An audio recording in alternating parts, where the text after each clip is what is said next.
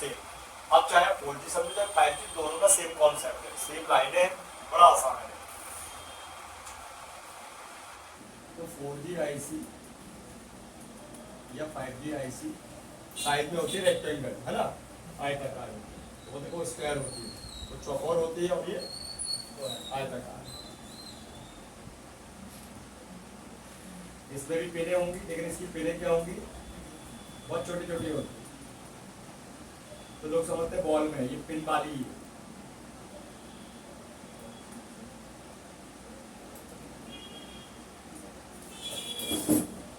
ठीक है, और इस साइज को निकालोगे आप तो बैक साइड से भी आपको ये पिन मिलेगा, और बीच में होता है इसका ग्राउंड। क्या होता है? ग्राउंड। जिसने पिन वाली ऐसे निकाली होगी उसको मिलेगा बीच में बेस मिलेगा। क्या मिलेगा?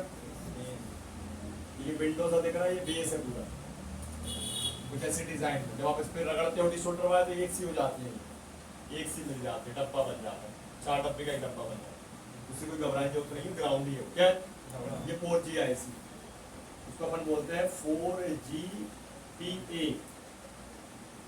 इसको कोई मतलब नहीं है किसी नेट पर से 2G 3G 4G, 3G 2G और 5G कोई मतलब नहीं, इसको 4G से मतलब है। ऐसे 5G का आएगा तो उसको 2G 3G 4G से मतलब नहीं, 5G से मतलब है। सिंगल होता है, सिर्फ एक नेटवर्क बनाने के लिए और काम करने के लिए। समझ गए? तो ये होगा 4GPA।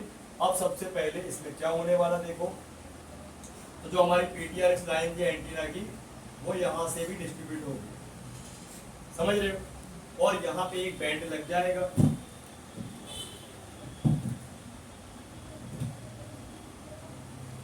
ठीक है, अब जो ये बैंड होगा हमारा कौन सा होगा? 4G का। तो इसमें कौन से बैंड नंबर आएंगे? 40 और 40। ठीक है ना, 4G आपका है ये LT और गोल्टी। तो इसमें क्या होगा कि भाई सबसे पहले ये जो हमारा बैंड है, इस पे होते हैं 2 ग्राउंड या 3 ग्राउंड, एक RX और एक TX, है ना मेनली। तो क्यों ना भाई इसको मैं ब्लैक से ना करके कंफ्यूजन बने, ब्लू कलर से RX, है ना, और इस लाइन में भी कॉम्पोनेंट भर भर के ही होंगे, समझ जाइएगा, है ना। अब इसके बाद होगा हमारा TX, ठीक है, ट्रांसमिट और रिसीविंग। अब अंतर इसमें यह है कि यहाँ पे 4G आईसी के और एंटीना के बीच में लगाया गया फिल्टर, बैंड पास फिल्टर, तो यहाँ पे आईसी के आउटपुट मतलब दोनों आईसी के बीच में लगाया गया फिल्टर, ध्यान रखना इतना अंतर होता है। ठीक है, अब क्या होगा कि भाई ये हमारा 4GPA है, जैसे 2G 3GPA था, जैसे 2G 3G आईसी की रिक्वायरमेंट थी वैसे इसकी सेम होगी, तो अलग से आएंगी। कहाँ से आएंगी? लेकिन हम यहीं से मर्ज कर देते हैं, आपको ध्यान नहीं, अलग से आती है। क्या आती है?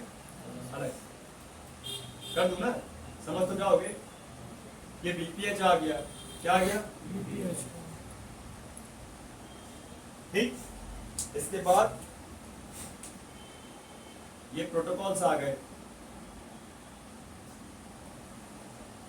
ठीक है, ऊपर वाली डेटा की लाइन है और साइड वाली क्लॉक की लाइन है। अब इसके बाद BPA, इसको बोलेंगे VIO या BPA 1.8 वोल्ट, और फिर इसमें वही कैपेसिटर लगे होंगे।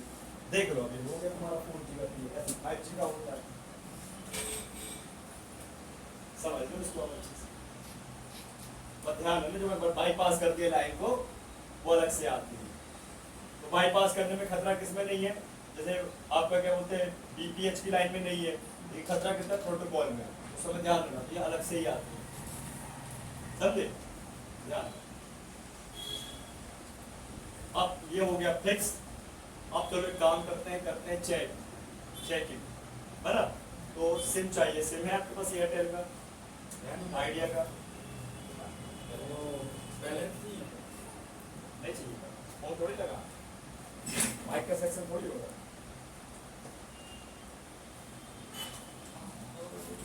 बैटरी कितनी चार्ज है इसमें? ये लगा है इसका SDR IC, ठीक, RF IC, इसके पीछे चले तो यहाँ लगा एक 4G का आईसी लगा ना, 4G का IC। तो इसकी 5G भी देख लेंगे अपन, फिलहाल भी इसका तो काम कर रहे हैं, पहले चेक कर लेंगे तो पता चलेगा। अब करना क्या है, सबसे पहले अपन को लगाना है बैटरी। क्या लगाना, लेकिन एंटीना तो है ही नहीं है ना, वाले मोबाइल के निकाल के लगाना है।